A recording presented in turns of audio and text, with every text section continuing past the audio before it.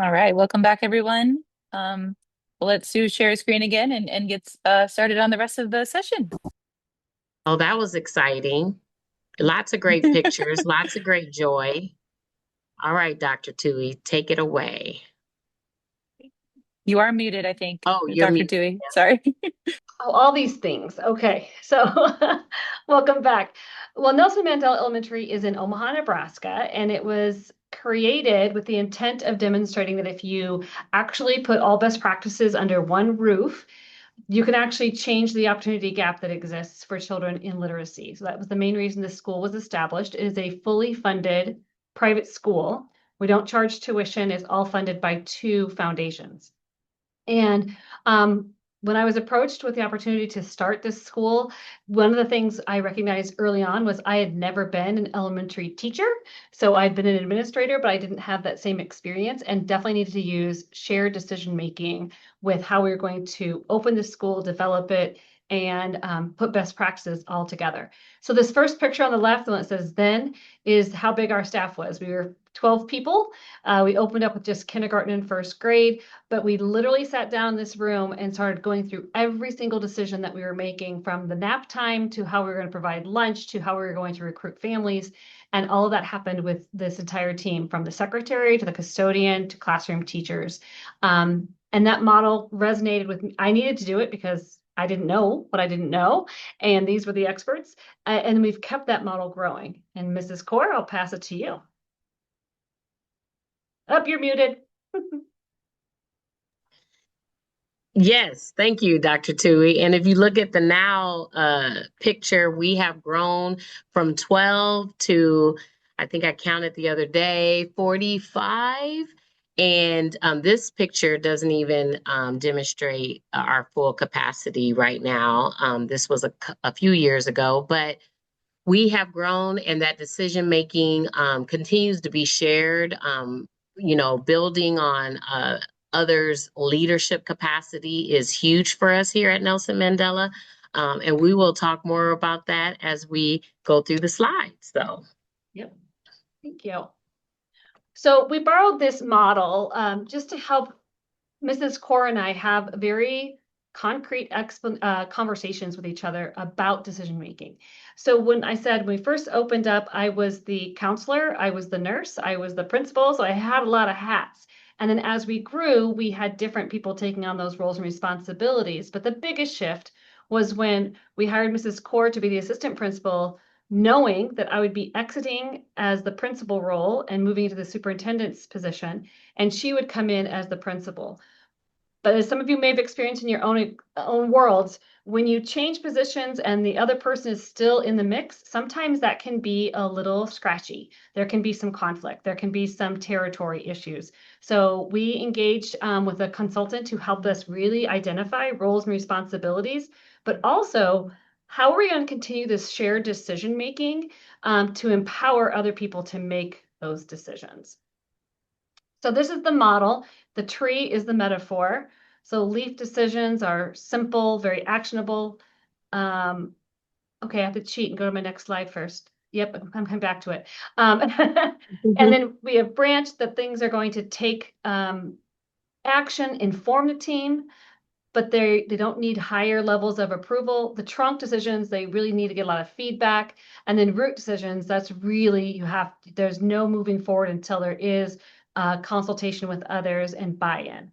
And then you take the action. So we're going to give some examples of that. And Mrs. Core is going to talk about leaf and branch decisions. yeah, I want to say through this transition, this is my 8th year as the principal. Well, 6 years as the principal.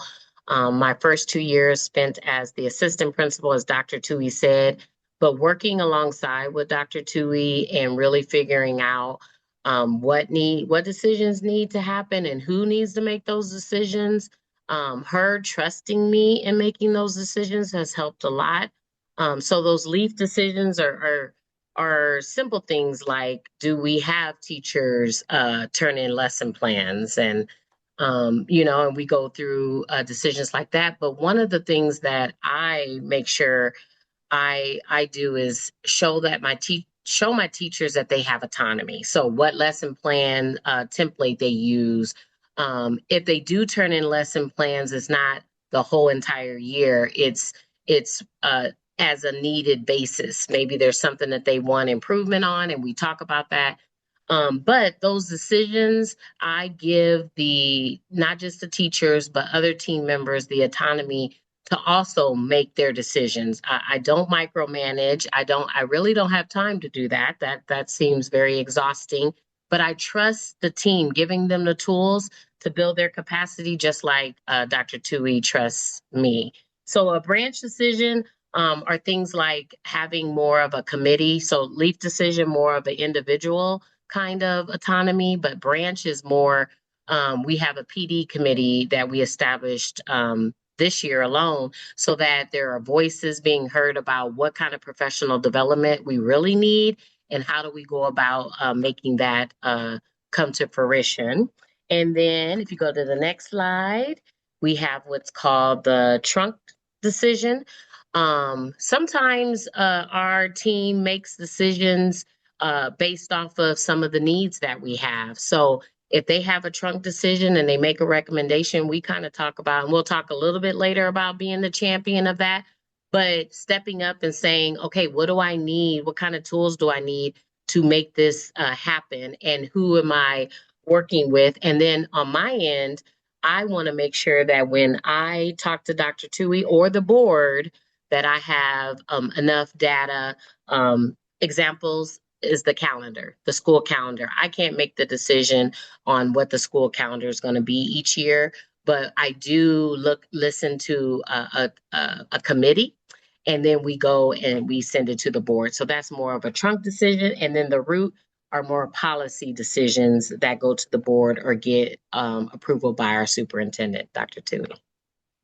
And one activity that I would encourage you to think about is when Mrs. Core and I first went through this with our consultant, we both wrote down sticky notes, things we do each day or decisions we make, and then we put them literally on this tree. Like, was that a root? Was that a trunk, a branch, or a leaf decision? And then she and I could provide clarity from that about, oh gosh, no, Mrs. Core, I don't even know if you're letting them wear their t-shirts and jeans on Fridays. That's you. You can pick that. That's your thing. But if we're going to hire a new para-educator and add a position, that's definitely a trunk decision that has a fiscal note with it, those kinds of things. And to be honest, myself moving from that principal role to the superintendent role, I think there were some things I felt were branch or trunk decisions that now are definitely in Mrs. Core's world. And that took some conversations. We literally will say, this is a leaf decision or this is a branch decision. Absolutely. Any questions before or I'm not sure if that's how we do it, Alyssa, do let people. You can, yeah. If people have a question, they can throw it in the chat or anything. I Okay. can read them out for you. Yeah, let me put them in the chat and then I'll have you jump in. If Okay. Great. Yeah, I'll let you know. Okay. Well, this metaphor is great, and we want to continue the metaphor because I think it's helpful when we're talking about concrete examples. But also, one of the things that impede our shared decision making is what I'm going to cover, and then Mrs. Core is going to talk about what nurtures that model of decision making. So one of the things that I call are people who are chainsaws. And chainsaw people are not looking to grow another tree. They're looking at ways to cut down the branches or cut down the tree altogether. And to me, those are the people who I like to phrase as help rejecting complainers. So instead of coming with, when we try to create autonomy with this shared model, we also want to be careful at how we're nurturing people so they don't use excuses like, well, that will never work. We've heard that phrase, or I can't do anything about, fill in that phrase. So chainsaws are people who aren't coming to nurture this shared decision-making, but telling you why that shared decision-making won't work. Now, I'll tell you, I made a really big mistake during COVID. We surveyed the team. Do you want to come back fully present? Do you want to come be only remote, or do you want to do a hybrid answer? Guess what? 33% in each of those three categories. 2/3 of people were not happy with the decision we made because we have to question that we shouldn't have gotten, that we should have been prepared for those answers. But that was a really hard time for us during COVID, and those decisions were challenging, and the chainsaws were very present during that time. So we have to be careful about what we are really putting out there for shared decision making versus what really belongs in the roots of decision making. Woodpeckers, These individuals are people who constantly make noise about something, and it draws our attention away from maybe our mission. And my example in this is going to be people who come into the office and say things like, boy, bullies are a problem. Have you seen how many bullies are on the playground? The bullies are really being a problem. And they just keep pecking at you and making you think this is an urgent thing that I have to decide. And maybe it's not even your part of the tree that you should be paying attention to. So how do we get woodpeckers to move from that constant noise stage to being productive and coming up with solutions to the problem, or empowering them to make that decision? An example here would be, we had some teachers who were talking about teacher burnout, and they were constantly talking about teacher burnout. So then we gave it to them and said, give us 5 suggestions on how we can address that. One of the ideas they came up with was a wellness day that was not tied to their PTO or sick days. They just got to take a day for wellness. That was actually an idea that we moved forward through the board, and it was accepted. And then the woodpeckers were like, oh, wait, if I don't just have a complaint, but I have a solution, I might have more ownership of the solution and therefore not complain as much. So that was one example of that. And then the nest is, who's kind of settled in and comfortable with things, and they want the tree to stay the same. But we know that within the organization, this tree needs to grow and thrive, and we'll have new leaves and new branches. And that nest is going to become problematic if it just sits in that same space. So how do we continue to empower people to be comfortable, but also fly the nest and take a risk to jump out of that comfort zone? And Mrs. Core probably has more examples, but one I'm thinking of is when we asked one of our teachers to actually testify at the state legislature on behalf of literacy structures. She was not comfortable with public speaking, but we pushed her outside of her nest because she was the best expert to give that testimony. And then we did all the things to support her in that work. So she felt comfortable giving that testimony, even though she told me she'd never do it again. But she did a great job. So, so we want to make sure that we're sharing decision-making, but also pushing people a little bit to give them even more opportunities to really explore what they can do. Absolutely. And I'm now going we'll to the side. We're going to talk about how to nurture that tree and how to, that is a bucket of water. So just pretend like you need to pour that water on that tree. But the bucket, who is filling the team bucket? So the alpaca survey has been huge in helping us kind of take a pulse of the building. Even though you might know what's going on, sometimes one voice can be louder because they're willing to speak up, and they like to say everyone instead of getting the whole building's opinion. And that alpaca survey helps us so much because through that, we have our hospitality committee that does a great job of scheduling outings for the team regularly. But also our admin team, my assistant principal and I, we go around the school and do a lot of different things to fill buckets. We took a snack cart around with a little music, and we offered snacks to the team. We've decorated, this is an idea we got from Alpaca, decorating the lounge as like a luau and a place of a sanctuary where you can just rest. And we took little lays around to the team. And because there is a teacher and a parent in every room, we were able to go in and take their place. And we placed a lay on them. And then they went over, we gave them an invitation, and they went to the lounge for a luau and had a little break. And there were snacks in there and beverages, not the alcoholic kind, not the adult beverages. We had to be professional. We save that for after hours. But the sun, who is shining the light on things to celebrate and dress proactively? We really depend on that alpaca survey once again to help us find out who is doing all the things and then bringing light to that. So in my weekly message or my assistant principal's weekly message, we try to celebrate those ways that our team is being proactive because we know when the team can hear about what's going on in the building, because we never know what's going on in other people's four walls, right? We need to bring, shine a light to it. And then Fertilizer. Fertilizer, who brings new ideas and growth to the team? Well, we take a little step further by encouraging going to different conferences. but laying out the parameters around those conferences. When they go, they already know the expectations are for you to come back as a team and present to the team so that we can learn those new ideas that you learned at the conference and we can all grow from your experience. Seth, that is the bucket, sun, and fertilizer. Dr. Toohey, I think there's one more slide, right? Here is, yes. So one activity we did that I would love to call out for people to think about, and this is all about that shared leadership, is we had our beginning of the year retreat and we had everyone write down, what do you think our school needs to be successful or to make you feel good about where you're working? You know, so it could be personal about the employee, or it could be about children, it could be about test scores, it could be about anything. And then we put those all over the walls, and then we categorize them into themes.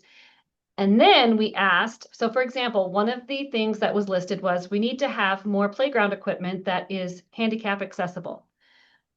Great suggestion. And then we asked, who would like to champion this particular idea?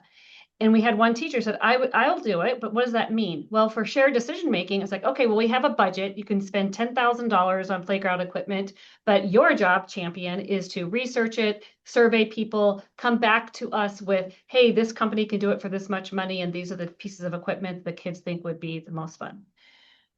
What was interesting about this activity is we got to a couple of things that we pointed to. Okay, who wants to be the champion for? And it was, I think, actually getting a vending machine for the teacher's lounge. That was one of the things. And nobody raised their hand. So there were no teachers willing to do that legwork, you know, researching companies and finding out how much it costs and how does it get filled and how does the money get collected. Nobody's willing to do the research. So that's what that red X stands for. We said, well, at this point in time, there's not someone who is willing to take that on as be the champion for it. So we're going to put that on the to-do later list. And what this helped do for us was that we recognized that many times people say administration doesn't listen to us or administration didn't do this thing. But we wanted to illustrate administration cannot do everything. And that's why we have this shared leadership model. We all take a piece of the project to then be the champions for it. This was, to me, one of the best things that we could have done. And the way that we really pushed this was that during our ESSERS funds, when our ESSERS funds came through after COVID, we asked the team, here, we have this much money left that we need to spend. Where is the most important place to spend it? And they all formed teams and committees and came up with a list of ideas. And then we were able to fund many of those things and then publish that back to the teachers. And talk about onus of that control. They felt so good to say, oh my gosh, you're right. We said we needed another classroom library. The funds paid for that. I was listened to, and there was resources to make it happen. So there's not, I mean, some things don't require funding, but many things do. So, but that's the part where we felt really good that we could empower the teachers for that shared decision making. Absolutely. All right, look at that. Alyssa, if you're looking, we are right on time.